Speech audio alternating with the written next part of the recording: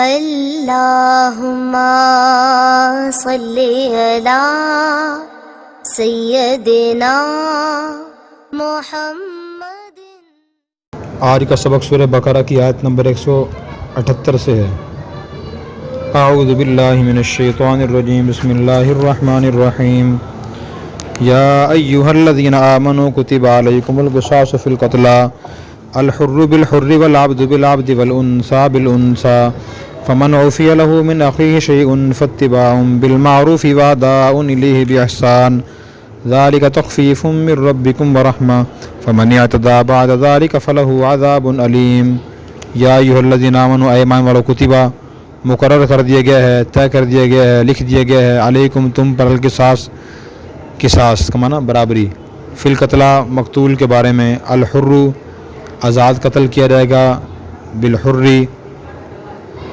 آزاد آدمی کو قتل کرنے کی وجہ سے، والعبد اور غلام، بالعبد غلام کی وجہ سے، والانثی اور عورت، بالانثی عورت کی وجہ سے، فمن عفی لہ جس شخص کو معافی دے دی گئی ہو، من اخیہ اس کے بھائی کی طرف سے، شیء کچھ بھی، فاتباع تابعداری کرنا ہے، بالمعروف اچھے طریقے سے، واداء اور ادا کرنا ہے، الیہ اس کی طرف، باحسان اچھے طریقے سے، ذالک تخفیف یہ آسانی ہے، من ربکم تمہارے رب کی طرف سے، ورحمہ اور رحمت ہے، فمن اعتدی جو حد سے بڑھے گا، بعد ذالک اس کے بعد، فلہ عذاب علیم اس کے لیے دردناک عذاب ہوگا۔ اے ایمان والو، تم پر قصاص لکھ دیا گیا ہے مقتول کے بارے میں، آزاد قتل کیا جائے آزاد کے بدلے میں، اور غلام غلام کے بدلے میں، اور عورت عورت کے بدلے میں۔ جس شخص کو اس کے بھائی کی طرف سے کچھ معافی دی جائے وہ تو اچھے طریقے سے نیکی کے ساتھ تابعداری کرے اور اس کی طرف اچھے طریقے سے ادا کرے، یہ تمہارے رب کی طرف سے آسانی اور مہربانی ہے۔ جو اس کے بعد بھی حد سے بڑھے گا یا زیادتی کرے گا اس کے لیے دردناک عذاب ہوگا۔ وَلَكُمْ فِي الْقِصَاصِ حَيَاةٌ يَا أُولِي الْأَلْبَابِ لَعَلَّكُمْ تَتَّقُونَ۔ وَلَكُمْ اور تمہارے لیے فی القصاص قصاص میں، حیات زندگی ہے، یا اولی الالباب اے عقل والو، لعلکم تاکہ تم تتقون متقی بن جاؤ، اور تمہارے لیے قصاص میں زندگی ہے اے عقل والو تاکہ تم متقی بن جاؤ، یا تاکہ تم گناہوں سے بچو، قتل سے بچو۔ کتب علیکم اذا حضر احدکم الموت ان ترک خیرا الوصیۃ للوالدین والاقربین بالمعروف حقا علی المتقین۔ کتبہ فرض کر دیا گیا، علیکم تم پر، اذا جب، حضرہ حاضر ہو، قریب آئے، احدکم تم میں سے کسی کے، الموت موت، ان ترک اگر وہ چھوڑ جائے، خیرا مال، الوصیۃ وصیت کرنا، للوالدین والدین کے لیے، والاقربین اور رشتہ داروں کے لیے، بالمعروف دستور کے مطابق، حقاً یہ لازم ہے، علی المتقین متقی لوگوں پر۔ تم پر فرض کر دیا گیا ہے جب تم میں سے کسی کی موت قریب آئے، اگر وہ مال چھوڑ کر جائے تو وصیت کرنا فرض ہے، والدین کے لیے اور رشتہ داروں کے لیے دستور کے مطابق، یہ متقی لوگوں پر لازم ہے۔ فمن بدلہ بعد ما سمعہ فانما اثمہ علی الذین یبدلون ان اللہ سمیع علیم۔ فمن تو جو شخص بدلہ اس کو تبدیل کرے گا، بعد ما سمعہ اس کو سننے کے، فانما اثمہ یقیناً اس کا گناہ ہوگا، علی الذین ان لوگوں پر، یبدلون جیسے تبدیل کریں گے، ان اللہ بے شک اللہ سمیع سننے والے، علیم سب کچھ جاننے والے ہیں۔ جو اس کو سننے کے بعد تبدیل کرے گا یقیناً اس کا گناہ ان لوگوں پر ہو جو اسے تبدیل کریں گے، بے شک اللہ تعالیٰ سب کچھ سننے والے، سب کچھ جاننے والے ہیں۔ فمن خاف من موص جنفا او اثما فاصلح بینہم فلا اثم علیہ ان اللہ غفور الرحیم۔ فمن تو جو شخص، خافا ڈرے، من موص وصیت کرنے والے کی طرف سے، جنفن ملان کا اندیشہ کرے، او اثما یا گناہ کا، فاصلح پھر وہ درستگی کرا دے، بینہم ان کے درمیان، فلا اثم علیہ کوئی گناہ نہیں ان پر، بے شک اللہ تعالیٰ بہت زیادہ معاف فرمانے والے، سب پر مہربان ہے۔ جو شخص وصیت کرنے والے کی طرف سے طرفداری یا گناہ کا اندیشہ کرتا ہو پھر ان کے درمیان درستگی کرا دے، اس پر کوئی گناہ نہیں ہے، بے شک اللہ تعالیٰ بہت زیادہ معاف فرمانے والا، سب پر مہربان ہے۔ یا ایھا الذین آمنوا کتب علیکم الصیام کما کتب علی الذین من قبلکم لعلکم تتقون۔ یا ایھا الذین آمنوا، ایمان والو، کتبہ فرض کر دیے گئے، علیکم تم پر، الصیام روزے، کما جیسے کتبہ فرض کیے گئے تھے، علی الذین ان لوگوں پر، من قبلکم جو تم سے پہلے تھے، لعلکم تتقون تاکہ تم متقی بن جاؤ۔ اے ایمان والو، تم پر ویسے ہی روزے فرض کیے گئے ہیں جیسے ان لوگوں میں فرض کیے گئے جو تم سے پہلے تھے تاکہ تم متقی بن جاؤ۔ ایاما معدودات فمن کان منکم مریضا او علی سفر فعدۃ من ایام اخر وعلی الذین یطیقونہ فدیۃ طعام مسکین فمن تطوع خیرا فهو خیر اللہ وان تصوموا خیر لکم ان کنتم تعلمون۔ ایام معدودات گنتی کے چند دن ہیں۔ فمن کانا پھر جو شخص ہو منکم تم میں سے مریضاً بیمار او علی سفرن یہ سفر کی حالت میں ہو فعدۃ تو شمار کرنی ہے گنتی من ایام اخر دوسرے ایام میں وعلی الذین اور ان لوگوں پر یطیقونہ جو اس کی طاقت رکھتے ہیں روزے کی طاقت رکھتے ہیں فدیہ دینا ہے طعام مسکین مسکین کھانے کا فمن تطوع جو مزید نیکی کرے گا خیراً نیکی فہو خیر اللہ اس کے لیے بہتر ہوگی وان تصوموا اگر تم یہ کہ تم روزہ رکھو خیر اللہ تمہارے لیے بہتر ہے ان کنتم تعلمون اگر تم جانتے ہو۔ گنتی کے چند دن ہیں۔ پھر جو شخص تم میں سے بیمار ہو یا سفر کی حالت میں ہو دوسرے دنوں میں گنتی شمار کرنی ہے اور ان لوگوں میں جو طاقت رکھتے ہیں روزے کی ایک مسکین کھانے کا فدیہ ہے جو مزید نیکی کرے گا تو اس کے لیے بہتر ہوگی اور یہ کہ تم روزہ رکھو تمہارے لیے بہتر ہے اگر تم جانتے ہو۔ آیت نمبر 178 میں اللہ تعالیٰ نے قصاص کا قانون بیان فرمایا ہے۔ اسلام تمام انسانوں کی جان و مال اور عزت کی حفاظت کا قائل ہے کہ سب کی عزت جان مال محفوظ ہونا چاہیے، اس پہ کوئی آدمی حملہ نہ کرے، لیکن دنیا ہے یہاں کہیں بیشی ہو جاتی ہے تو اللہ تعالیٰ نے قصاص کا قانون یہ بیان فرمایا کہ تم پر قصاص لکھ دیا گیا ہے مقتول کے بارے میں۔ قصاص کہتے ہیں برابری کو، کوئی آدمی کسی کا دوسرا آدمی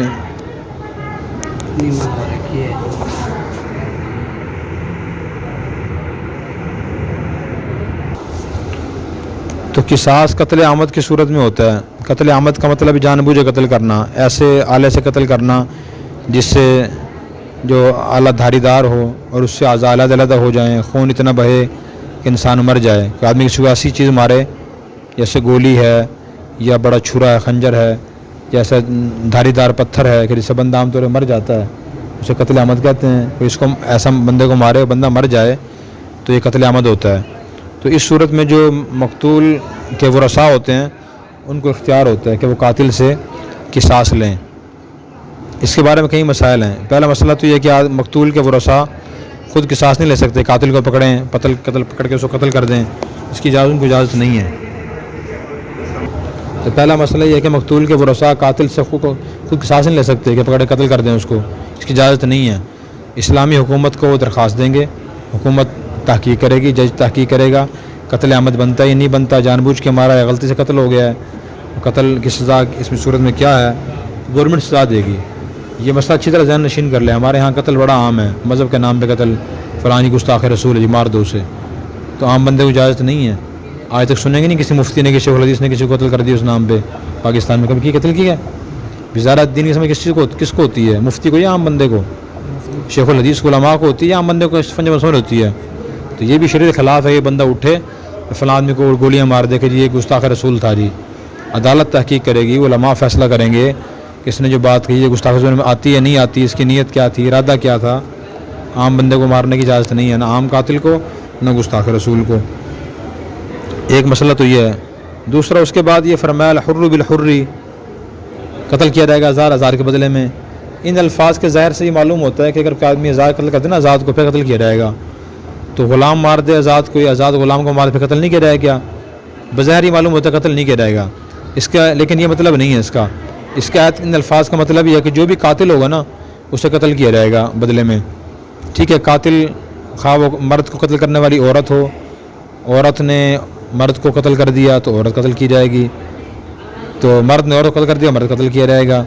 غلام قتل کر دے آزاد کو تو غلام قتل کیا جائے گا، آزاد قتل کر دے غلام کو تو اسے قتل کیا جائے گا۔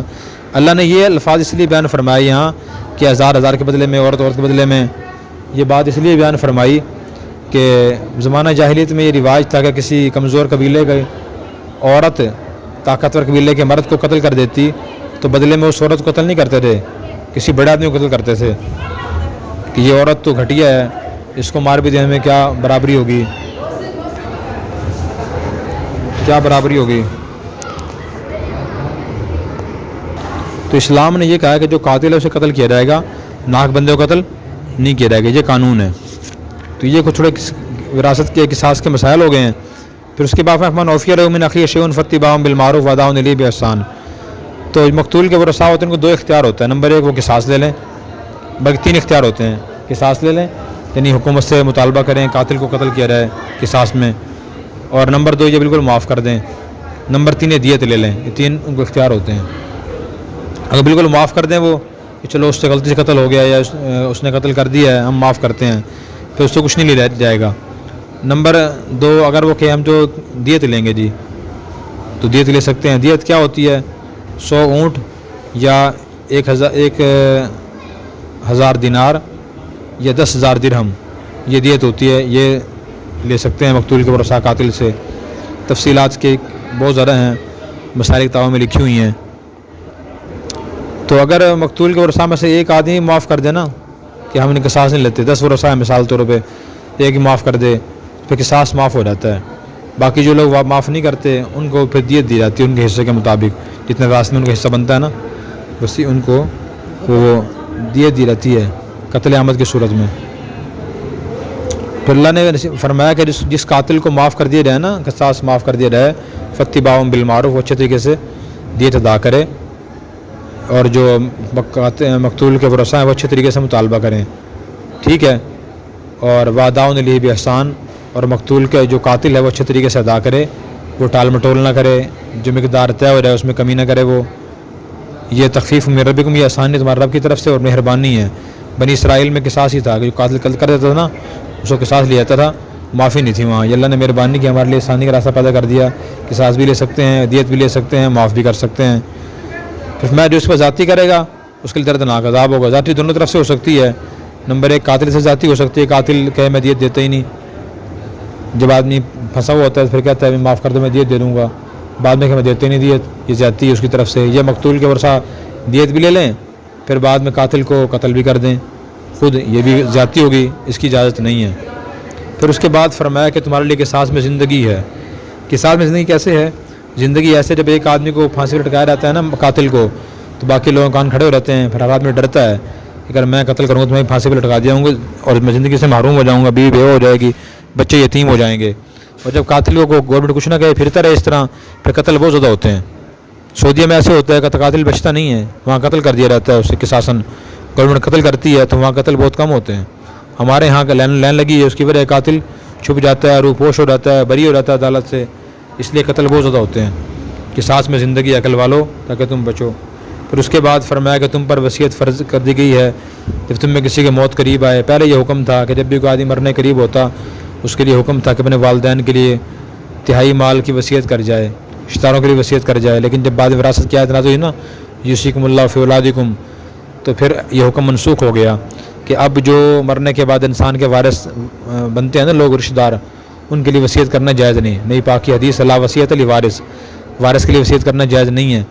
ہاں جو وارث نہیں بنتے، ان کا حصہ نہیں بنتا بعد میں، ان کے لیے آدمی وصیت کر سکتا ہے، وہ بھی 1/3 کے اندر، ثلث تہائی کے اندر کر سکتا ہے، اس سے زیادہ نہیں کر سکتا۔ ہاں اگر ورثہ سارے اجازت دیں پھر زیادہ کی وصیت بھی کر سکتا ہے۔ اور دوسرا مسئلہ وصیت کے بارے میں پھر یہ ہے اگر آدمی کے پاس کسی کی امانت رکھی ہو یا اس نے قرض دینا ہو، اس میں کوئی اور حق واجب ہو، اس کے بارے میں وصیت کرنا واجب ہے کہ آدمی وصیت کر جائے کہ میرے مرنے کے بعد میری نماز فدیہ دے دینا، میری نمازیں رہ گئی ہیں، میرے روزے رہ گئے ہیں، میں نے فلاں سے قرض لیا تھا ادا کرنا ہے، میرے پاس فلاں کی امانت ہے، میں نے فلاں چیز کی قیمت ادا کرنی ہے، تو ایسے واجب کاموں کی وصیت کرنا واجب ہے، ورنہ عام وصیت کرنا مستحب ہے جو غیر وارث کے لیے۔ پھر اس کے بعد فرمایا کہ جو آدمی تبدیل کر دے وصیت سننے کے بعد اس کو گناہ تبدیل کرنے والے کو ہوگا۔ ایک آدمی مرنے والا اس نے وصیت کر دی کہ میری وفات کے بعد نہ اتنا مال فلاں مسلم درسے کو دے دینا، کہ آدمی تبدیل کر رہا ہے، کہتے اس نے تو کہا ہی نہیں تھا، یہ کہتا ہے اس نے زیادہ کی وصیت کی تھی، یہ کم بتاتا ہے، تو گناہ کس کو ہوگا؟ تبدیل کرنے والے کو۔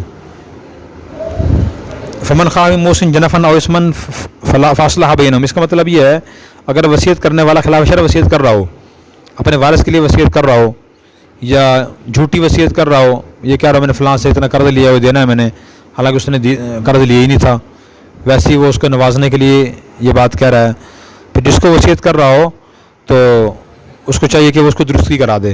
کیا کرا دے؟ اس کو کہہ دے کہ بھئی آپ ایسی غلط وصیت نہ کرو، یا بعد میں ورثاء کہہ دے کہ مرنے والے نے وصیت غلط کی تھی، آپ اس پہ عمل درآمد نہ کرو ورنہ گناہگار ہوگا، تو اس پہ کوئی گناہ نہیں بلکہ بہتر ہی بہتر ہے۔ اس کے بعد آیت نمبر 184 میں اللہ تعالیٰ نے روزے کے مسائل بیان فرمائے کہ روزے کی تاریخ بیان فرمائی، تم پہ روزے فرض کیے گئے، جو پہلے لوگوں میں روزے فرض تھے، پہلی امتوں میں ساری امتوں میں روزے فرض رہے ہیں۔ روزے کا مقصد کیا ہے؟ تقویٰ پرہیزگار، تاکہ تم متقی بن جاؤ۔ روزے کا معنی یہ ہوتا ہے شرعی لحاظ سے کہ صبح صادق سے لے کر غروب آفتاب تک کھانے پینے اور مباشرت سے بچنا، یہ روزہ ہے شرعی لحاظ سے۔ فائدہ کیا ہے؟ متقی بننا۔ متقی کیسے بنتا ہے انسان جب کھاتا پیتا نہیں، اپنی خواہشات کنٹرول کرتا ہے، تو خواہشات اور گناہ سے بچنے کی عادت پیدا ہوتی ہے اس کے اندر۔ ایک تو اس طرح انسان متقی بنتا ہے، یہ روزے کا مقصد ہے، یہ ہمیں حاصل کرنا چاہیے۔ بہت سے روزہ رکھتے ہیں، سوچتے ہیں اس سبق کو، رمضان گزرنے کا پھر گناہ شروع کر دیتے ہیں، ان کا مقصد ہی حاصل نہیں ہوا۔ دوسرا یہ کہ انسان جب بہت ذرا کھانا کھاتا ہے نا تو غلط خواہشات ابھرتی ہیں، جب بھوکا رہتا ہے تو پھر غلط خواہشات دب جاتی ہیں۔ اس طرح روزہ انسان کو متقی بناتا ہے۔ پھر اس کے بعد فرمایا جو آدمی بیمار ہو، بیمار سے مراد یہ ہے کہ بیماری پیدا ہونے کا اندیشہ ہو روزہ رکھنے کی صورت میں، بیماری بڑھنے کا اندیشہ ہو، یا بیمار ہو روزہ رکھنے کی صورت میں ناقابل برداشت تکلیف محسوس ہوتی ہو، تو پھر اس کو روزہ چھوڑنے کی اجازت ہے، روزہ چھوڑ دے۔ شرعی مسافر ہو، یعنی کم سے کم 70 کلومیٹر سفر کی نیت سے اپنے علاقے بندہ نکل گیا ہو، صبح سارے ہونے سے پہلے نکل گیا ہو، وہ مسافر ہے، اس سفر کی حالت میں ہو، وہ روزہ چھوڑ دے، لیکن بعد میں قضا کرنا لازم ہے، بعد میں وہ قضا کرے۔ تشریح اس کی مزید کل کریں گے انشاءاللہ، وقت پورا ہو گیا۔ تشریح اگلی بڑی اہم ہے، اللہ عمل کی توفیق عطا فرمائے۔ آج کا سبق سورہ بقرہ کی آیت نمبر 184 سے ہے۔ کل اس آیت کا ترجمہ ہو گیا تھا، تشریح اور تفسیر باقی تھی، وہ آج پڑھ لیتے ہیں۔ بسم اللہ الرحمن الرحیم۔ اللہ تعالیٰ نے ارشاد فرمایا ایام معدودات، کہ رمضان المبارک کے روزے چند دن کے ہیں، یعنی ایک مہینے کے ہیں۔ اور پھر اس کے بعد فرمایا کہ تم میں سے جو آدمی بیمار ہو یا سفر کی حالت میں ہو وہ دوسرے دنوں میں گنتی پوری کر لے۔ تو اس سے معلوم ہوا کہ رمضان کا روزہ مریض اور مسافر کو چھوڑنے کی اجازت ہے۔ مریض شرعی لحاظ سے اس شخص کو کہتے ہیں کہ جس کو روزہ رکھنے کی وجہ سے ناقابل برداشت تکلیف ہوتی ہو، یہ پہلے سے بیمار ہو اور روزہ رکھنے سے بیماری بڑھ جانے کا اندیشہ ہو، یا بھی بیماری سے اٹھا ہو، کمزوری بہت زیادہ ہو اور روزہ رکھنے سے دوبارہ بیماری کے واپس آنے کا اندیشہ ہو، تو ایسا آدمی روزہ چھوڑ سکتا ہے۔ فی الحال روزہ چھوڑ دے، بعد میں روزہ رکھ لے۔ اصل مفہوم تو یہ کہ اس میں طاقت نہ روزہ رکھنے کی، فی الحال وہ روزہ چھوڑ سکتا ہے۔ البتہ پھر اس کی ذیل میں بہت سے لوگ شامل ہو جاتے ہیں، مثلاً ایک تو وہ آدمی جو بہت زیادہ بوڑھا ہو، جسے شیخ فانی کہا جاتا ہے، جو بالکل ہی بڑھاپے کے آخر میں پہنچ گیا ہو، اس سے بھوک پیاس برداشت نہ ہوتی ہو تو وہ بھی مریض ہے۔ اسی طرح اگر دودھ پلانے والی عورت بچے کو دودھ پلاتی ہے، بچہ دودھ کے علاوہ کوئی چیز نہیں کھاتا پیتا، اور عورت اگر روزہ رکھتی ہے تو اس کا دودھ نہیں بنتا خوراک نہ کھانے کی وجہ سے، اس کو بھی اجازت ہے فی الحال روزہ چھوڑ دے، بعد میں قضا کر لے۔ اسی طرح کوئی عورت حاملہ ہو اور اگر روزہ رکھے تو اپنے بچے کی جان کو نقصان پہنچنے کا اندیشہ ہو تو بھی روزہ چھوڑ سکتی ہے۔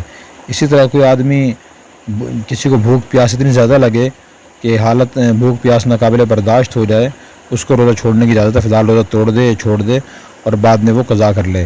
اسی طرح کہ اگر رمضان المبارک کے مہینے میں کا مہینہ گرمی کے موسم میں آ جائے اور فصل کاٹنی ہو جس آدمی نے، اس کو بھی اجازت ہے شرعی لحاظ سے وہ روزہ چھوڑ دے اور بعد میں وہ قضا کر لے۔ اسی طرح کوئی آدمی مزدوری کرتا ہے اور دن کے وقت گرمی کا موسم، فرض کریں گرمی کا موسم ہے اور روزہ اس سے برداشت نہیں ہوتا اور وہ کچھ اور ذریعہ آمدن نہیں ہے اس کا، اگر وہ نہ کمائے تو پریشانی کا شکار ہوگا، تو اس کو بھی روزہ چھوڑنے کی اجازت ہے۔ یہ تمام مسائل فتاوی عالمگیری، فتاوی شامی، بدائع الصنائع، جو فقہ حنفی کی مشہور و معروف کتابیں ان میں لکھے ہوئے ہیں، شریعت نے آسانیاں فرمائی ہیں۔ اسی طرح مسافر کو روزہ چھوڑنے کی اجازت ہے۔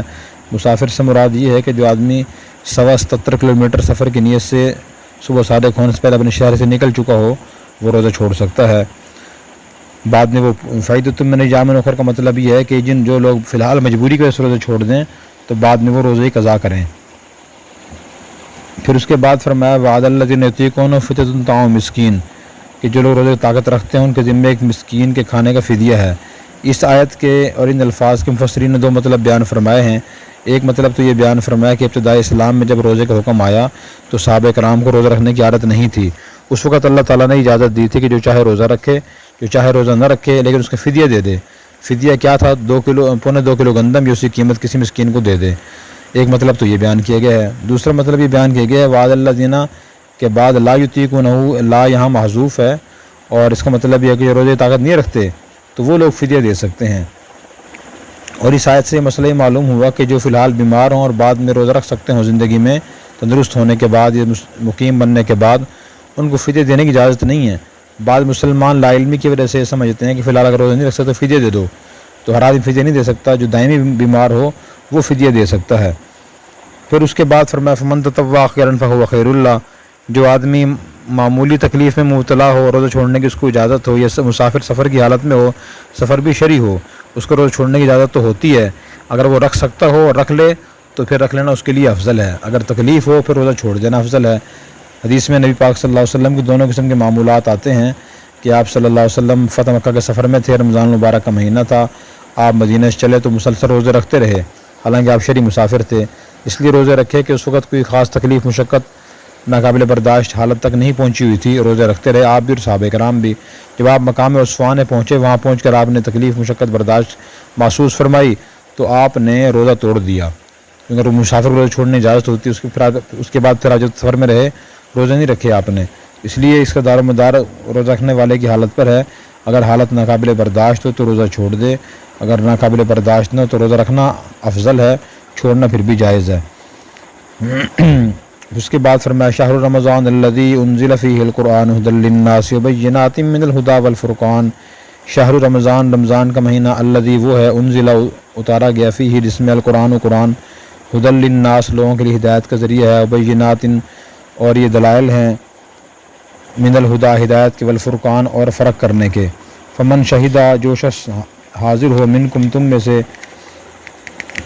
الشہر رمضان کے مہینے میں، فلیصم ہو وہ اس کا روزہ رکھے، ومن کان مریضاً جو آدمی بیمار ہو، او علی سفرین سفر کی حالت میں ہو، فعدۃ من ایام اخر دوسرے ایام میں گنتی پوری کرے، یرید اللہ بکم اليسر اللہ تم سے آسانی کرنا چاہتے ہیں، ولا یرید اور نہیں چاہتے، بکم تم پر العسر تنگی کرنا، ولتکملوا العدہ تاکہ تم مکمل کر لو گنتی، ولتکبروا اللہ تاکہ تم اللہ کی بڑائی بیان کرو، علی ما ہداکم اس بات پر کہ اس نے تمہیں ہدایت دی، ولعلکم تشکرون اور تاکہ تم شکر ادا کرو۔ رمضان کا مہینہ وہ ہے جس میں قرآن اتارا گیا، لوگوں کے لیے ہدایت کا ذریعہ ہے اور ہدایت اور فرق کرنے کے دلائل ہیں، تم میں سے جو شخص اس مہینے میں حاضر ہو چاہیے کہ وہ روزہ رکھے، اور جو شخص بیمار ہو یا سفر کی حالت میں دوسرے ایام میں گنتی پوری کرے، اللہ تم سے آسانی کرنا چاہتے ہیں اور تم پر تنگی نہیں کرنا چاہتے، اور تاکہ تم گنتی پوری کر لو اور تاکہ تم اللہ کی بڑائی بیان کرو، اس لیے کہ اس نے تمہیں ہدایت دی ہے، اور تاکہ تم شکر ادا کرو۔ وَإِذَا سَأَلَكَ عِبَادِي عَنِّي فَإِنِّي قَرِيبٌ أُجِيبُ دَعْوَةَ الدَّاعِ إِذَا دَعَانِ فَلْيَسْتَجِيبُوا لِي وَلْيُؤْمِنُوا بِي لَعَلَّهُمْ يَرْشُدُونَ۔ وَإِذَا اور جب سَأَلَكَ آپ سے سوال کریں عبادی میرے بندے، عنی میرے بارے میں، فإنی بے شک میں قریب ہوں، اجیبو میں قبول کرتا ہوں، دعوت دعا الداعی دعا کرنے والے کی، اذا جب دعانی وہ مجھ سے دعا کرتا ہے، فلیستجیبوا لی لوگوں کو چاہیے کہ میرا حکم مانیں، ولیؤمنوا بی اور مجھ پر ایمان لائیں، لعلہم یرشدون تاکہ وہ ہدایت پا جائیں۔ اور جب میرے بندے میرے بارے میں آپ سے سوال کریں تو آپ کہہ دیجئے کہ میں بہت ہی قریب ہوں ہر دعا کرنے والے کی دعا کو، جب بھی وہ مجھ سے دعا کرتا ہے قبول کرتا ہوں، اس لیے لوگوں کو بھی چاہیے کہ وہ میری بات مان لیا کریں، مجھ پر ایمان رکھیں، یہی ان کے لیے ہدایت اور بھلائی کا باعث ہے۔ احل لکم لیلۃ الصیام الرفث الی نسائکم ہن لباس لکم وانتم لباس لہن علم اللہ انکم کنتم تختانون انفسکم فتاب علیکم وعفی عنکم فالآن باشروہن وابتغوا ما کتب اللہ لکم وکلوا واشربوا حتی یتبین لکم الخیط الابیض من الخیط الاسود من الفجر ثم اتموا الصیام الی اللیل ولا تباشروہن وانتم عاکفون فی المساجد تلک حدود اللہ فلا تقربوها کذالک یبین اللہ آیاتہ للناس لعلہم یتقون۔ وَإِذَا اور جب سالک آپ سے احل لکم تمہارے لیے حلال کیے گیا ہے لیلۃ الصیام روزے کی رات میں، الرفث پہنچنا الی نسائکم اپنی بیویوں کے پاس، ہن وہ لباس لکم تمہارا لباس ہے، وانتم اور تم لباس لہن ان کا لباس ہو، علم اللہ انکم اللہ نے جان لیا یقیناً تم کنتم تختانون انفسکم اپنے آپ سے اپنے نفسوں سے خیانت کرتے تھے، فتاب علیکم اللہ نے تم پر توجہ فرمائی، وعفی عنکم اور تمہیں معاف فرما دیا، فالآن اب باشروہن ان عورتوں سے مباشرت کر سکتے ہو، وابتغوا اور تلاش کرو ما کتب اللہ لکم جو اللہ نے لکھ دیا تمہارے لیے، وکلوا واشربوا اور کھاؤ اور پیو حتیٰ یہاں تک کہ یتبین واضح ہو جائے لکم تمہارے سامنے الخیط الابیض سفید دھاگا من الخیط الاسود سیاہ دھاگے سے، من الفجر فجر کے، ثم اتموا الصیام الی اللیل پھر تم مکمل کرو روزہ رات تک، ولا تباشروہن اور تم عورتوں سے مباشرت نہ کرو، وانتم عاکفون جبکہ تم اعتکاف کر رہے ہو، فی المساجد مسجدوں میں، تلک حدود اللہ اللہ کی حدود ہیں، فلا تقربوها تم انہیں قریب نہ جاؤ، کذالک اسی طرح یبین اللہ اللہ بیان کرتے ہیں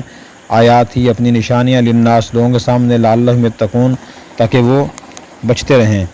تمہارے لیے روزے کی رات میں اپنی بیویوں کے پاس جانا حلال قرار دیا گیا ہے، وہ تمہارا لباس ہیں اور تم ان کا لباس ہو۔ اللہ نے جان لیا کہ تم اپنے نفسوں سے خیانت کرتے تھے، اللہ نے تم پہ توجہ فرمائی اور تمہیں معاف فرما دیا، اب تم ان عورتوں سے مباشرت کر سکتے ہو، اور جو اللہ نے تمہارے لیے لکھے ہے اسے تلاش کرو اور کھاؤ اور پیو یہاں تک کہ تمہارے سامنے فجر کا سفید دھاگا سیاہ دھاگے سے الگ ہو کر واضح ہو جائے، پھر تم روزہ رات تک مکمل کرو، اور تم ان عورتوں سے مباشرت کر سکتے ہو، مباشرت نہ کرو جبکہ تم مساجد میں اعتکاف کر رہے ہو، یہ اللہ کی حدود ہے، تم انہیں قریب نہ جاؤ۔ اس طرح اللہ تعالیٰ اپنی نشانیاں لوگوں کے سامنے بیان کرتے ہیں تاکہ وہ بچتے رہیں۔ تو آیت نمبر 187 میں اللہ تعالیٰ نے یہ ارشاد فرمایا کہ رمضان کے مہینے قرآن نازل کیا گیا، اس سے مراد یہ ہے کہ لوح محفوظ سے آسمان دنیا پر قرآن کریم رمضان المبارک کے مہینے میں نازل کیا گیا، اور رمضان کی شب قدر میں نازل کیا گیا۔ قرآن کریم میں انا انزلنا فی لیلۃ القدر کہ ہم نے قرآن کریم لیلۃ القدر میں نازل کیا، پھر وہاں سے روئے زمین پر 23 سال کے عرصے میں نبی پاک صلی اللہ علیہ وسلم پر نازل ہوتا رہا۔ تو رمضان قرآن کریم میں خاص مناسبت ہے، اور اس طرح آسمانی علوم میں خاص مناسبت ہے کہ سارے آسمانی علوم دنیا میں رمضان المبارک کے مہینے میں آئے ہیں۔ حضرت ابراہیم علیہ السلام کے صحیفے یکم رمضان کو نازل ہوئے، اور اسی طرح تورات حضرت موسیٰ علیہ السلام پر رمضان کی 6 تاریخ کو نازل ہوئی، اور زبور 13 تاریخ کو نازل ہوئی، اور قرآن کریم کے بارے میں فرمایا کہ یہ رمضان میں اترنا شروع ہوا۔ اور حضرت جبرائیل علیہ السلام نبی کریم صلی اللہ علیہ وسلم سے ہر رمضان المبارک میں قرآن کریم دور فرمایا کرتے تھے، جتنا قرآن نازل ہو جاتا آپ صلی اللہ علیہ وسلم ان کو سناتے تھے، وہ آپ کو سنایا کرتے تھے۔ پھر اس کے بعد فرمایا کہ قرآن لوگوں کے لیے ہدایت کا ذریعہ ہے، یہ راستہ دکھانے والا ہے، ہمیں چاہیے اس سے راستہ پوچھیں۔ آج مسلمانوں نے قرآن سے راستہ پوچھنا چھوڑ دیا، نہ عقائد کا راستہ پوچھتے ہیں، نہ اعمال و اخلاق کا، نہ عبادات کا، نہ معاملات کا، نہ معاشرت کا، زندگی کے ہر کام میں راستہ اس سے پوچھیں، یہ ہماری ذمہ داری ہے۔ پھر فرمایا قرآن کریم میں ہدایت اور حق اور باطل میں فرق کرنے کی واضح نشانیاں ہیں۔ پھر فرمایا جو تم میں سے رمضان کے مہینے میں حاضر ہو وہ ضرور روزہ رکھے۔ تو یہ آیت روزے کی فرضیت کو ثابت کرتی ہے۔ پہلے جو اختیار تھا کہ روزہ چھوڑ سکتے ہیں، جو چاہے رکھے چاہے چھوڑ دے، اس آیت نے اختیار ختم کر دیا۔ آگے وہی بات فرمائی جو بیمار یا مسافر روزہ چھوڑ دے باقی ایام میں گنتی پوری کرے۔ پھر اس کے بعد فرمایا کہ اللہ تم سے آسانی کرنا چاہتے ہیں، تم پر تنگی ڈالنا نہیں چاہتے۔ تو معلوم ہوا کہ دین اسلام میں آسانیاں ہیں، اور آسانی کا مطلب یہ ہے کہ اللہ تعالیٰ نے ہر شخص کو ہر حال میں ایک حکم نہیں دیا کہ آپ نے ہر حال میں یہ کام کرنا ہی کرنا ہے، بلکہ انسانوں کی کمزوریوں کو پیش نظر رکھ کر احکام دیے گئے ہیں۔ تندرستی کے احکام اور ہوتے ہیں، بیماری کے احکام علیحدہ ہوتے ہیں، عام حالت کے احکام اور ہیں، اور مجبوری کے احکام علیحدہ ہیں، جوانی کے احکام علیحدہ ہیں، بڑھاپے کے احکام علیحدہ ہیں۔ یہ اچھی طرح باز ذہن نشین کر لینا چاہیے، بہت سے مسلمانوں کی بات معلوم نہیں ہے۔ تو دیکھیں وضو نماز کے لیے شرط اور فرض ہے کہ آدمی اگر وضو نہ کر سکے، پانی اسے نقصان دیتا ہو، تو دین کہتا ہے کہ وہ تیمم کر کے وہ نماز پڑھ سکتا ہے۔ حتیٰ غسل نہیں کر سکتا، غسل فرض ہو گیا، تب بھی وہ تیمم کر کے نماز پڑھ سکتا ہے، وہ پاک ہو جائے گا۔ اسی طرح رمضان نماز میں قیام فرض ہے، کوئی آدمی کھڑا نہیں ہو سکتا تو بیٹھ کے نماز پڑھ سکتا ہے۔ رمضان کا روزہ فرض ہے، کوئی نہ رکھ سکے تو بعد میں قضا کر لے، بعد میں قضا بھی نہیں کر سکتا، اسی دنیا سے چلا گیا تو فدیہ دے سکتا ہے وہ۔ تو دین میں آسانیاں ہیں، مشکلات و تنگیاں نہیں ہیں، ہمیں آسانی فائدہ اٹھانا چاہیے۔ نبی کریم صلی اللہ علیہ وسلم نے بھی ارشاد فرمایا ان اللہ یحب ان یعطى رخصه کما یحب ان یعطى عزائمه، او کما قال علیہ السلام، کہ اللہ تعالیٰ جیسے مشقت والے کاموں پر عمل کرنا پسند فرماتے ہیں، اسی طرح آسانی والے کاموں پر عمل کرنا بھی اللہ تعالیٰ پسند فرماتے ہیں۔ اور نبی کریم صلی اللہ علیہ وسلم کے بارے میں صحابہ کرام نے فرمایا کہ ما خیر رسول اللہ صلی اللہ علیہ وسلم بین امرین الا اختار ایسرہما، کہ جب بھی اللہ تعالیٰ کی طرف سے حضور کو 2 کاموں میں اختیار دیا جاتا تھا کہ آپ یہ کام بھی کر سکتے ہیں اور یہ کام بھی اس طرح بھی کر سکتے ہیں اور ایسے بھی کر سکتے ہیں، یہ کام کر بھی سکتے ہیں چھوڑ بھی سکتے ہیں، تو آپ صلی اللہ علیہ وسلم آسان پہلو کو اختیار فرماتے تھے۔ اس لیے آسانی اختیار کرنا بھی نبی کریم صلی اللہ علیہ وسلم کی سنت ہے۔ ہر موقع پر خود کو مشقت میں ڈالنا، تکلیف میں مبتلا کرنا، یہ نبی پاک صلی اللہ علیہ وسلم کی سنت نہیں ہے۔ پھر اس کے بعد فرمایا کہ تم گنتی پوری کر لو تاکہ تم اللہ کی بڑائی بیان کرو۔ وَلِتُكَبِّرُوا اللَّهَ عَلَىٰ مَا هَدَاكُمْ، اللہ نے ہمیں ہدایت دی ہے، اس پہ اللہ اکبر کہنا چاہیے اور اللہ کا شکر ادا کرنا چاہیے۔ اس کے بعد اگلی آیت میں دعا کی فضیلت بیان فرمائی. اللہ فرماتے ہیں جب بندے مجھ سے دعا کرتے ہیں میں انہیں قریبی ہوتا ہوں, میں دعا کرنے والے کی دعا قبول کرتا ہوں. لوگوں کو چاہیے کہ میرے احکام پر میری بات مانیں اور مجھ پر ایمان لائیں اور میرے احکام پر عمل کریں. ایک صحابی نے سوال کیا, دیہاتی صحابی تھے, کہ یا رسول اللہ ہم دعا اللہ تعالیٰ سے اونچی آواز سے کریں یا آہستہ آواز سے؟ اگر اللہ تعالیٰ ہم سے قریب ہے تو ہم آہستہ آواز سے دعا کریں گے, اگر اللہ تعالیٰ ہم سے دور ہے تو ہم اونچی آواز سے دعا کریں گے. تو حضور سے سوال ہوا تو اللہ تعالیٰ نے یاد نازل فرمائی کہ میں بندوں کے قریبی ہوتا ہوں اور میں دعا قبول کرتا ہوں. دعا قبول ہونے کی پھر حدیث میں 3 صورتیں بیان فرمائی گئی ہیں. ایک تو یہ فرمایا گیا کہ جو مسلمان اللہ سے جو چیز مانگتا ہے اگر اس کی مصلحت کے مطابق ہوتی ہے اللہ وہ چیز اس کو عطا فرما دیتے ہیں. اگر وہ چیز اس کی مصلحت کے مطابق نہیں ہوتی, بندہ کے علم ناقص ہوتا ہے, بندہ اس کو پہلے مفید سمجھتا ہے, وہ نقصان دہ ہوتی ہے, تو اللہ تعالیٰ تو اس دعا کی برکت سے آنے والی مصیبت ٹال دیتے ہیں, یہ اس دعا کو آخرت میں ذخیرہ فرما دیتے ہیں, اس کو اس پہ ثواب ملے گا. یا کوئی اور چیز عطا فرما دیتے ہیں. بہرحال دعا قبول ہوتی ہے. حدیث میں دعا کی ترغیب دی گئی ہے کہ دعا مومن کے لیے ہتھیار ہے, دعا عبادتوں کا مغز ہے, ہمیں اللہ سے اپنی ہر چیز مانگنی چاہیے. پھر اس کے بعد اگلی آیت میں روزے کچھ احکام بیان ہوئے ہیں. ابتدائی اسلام میں یہ حکم تھا کہ جب ایک روزہ دار شام کو روزہ افطار کرتا تھا تو افطار کرنے کے بعد جب وہ سو جاتا تو اس کا دوبارہ روزہ شروع ہو جاتا تھا. اس کے لیے کھانا پینا اور بیوی سے مباشرت کرنا جائز نہیں تھا. کچھ شروع میں یہ حکم تھا, لیکن پھر کچھ صحابہ کرام سے خلاف ورزی ہوئی تو اللہ تعالیٰ نے پھر یہ فرمایا کہ اب حکم یہ نہیں ہے, حکم یہ ہے جب تک صبح صادق نہ ہو تو پھر آپ کھا پی سکتے ہیں اور صبح صادق ہونے کے بعد روزہ شروع ہوگا. حضرت قیس بن سرمر رضی اللہ عنہ کا واقعہ مشہور ہے کہ وہ دن بھر مزدوری کرتے رہے, شام کو جب گھر آئے بیوی سے کہا کہ مجھے کھانے کو چیز دیں. بیوی نے کہا میرے پاس تو کچھ بھی نہیں ہے, آپ ذرا بیٹھ جائیں میں انتظام کرتی ہوں. بیوی انتظام کرنے کے لیے گئیں, وہ سارا دن کے تھکے ہوئے تھے, لیٹتے ان کی آنکھ لگ گئی اور نیند آ گئی, روزہ شروع ہو گیا. اگلے دن پھر مزدوری پہ وہ گئے تو پہلے دن بھی بھوکے پیاسے رہے, دوسرے دن بھوکے پیاسے رہے, تو دن کے وقت تو بے ہوش ہو گر گئے. حضور صلی اللہ علیہ وسلم کو اس حالت کی اطلاع دی گئی تو پھر اللہ تعالیٰ نے جو حکم بھیج دیا کہ اب یہ حکم تمہارے لیے نہیں ہے, اب صبح صادق سے روزہ شروع ہوگا. پھر فرمایا کہ عورتیں تمہارا لباس تم عورتوں کا لباس ہو. تو لباس کے بہت سے فائدے ہوتے ہیں.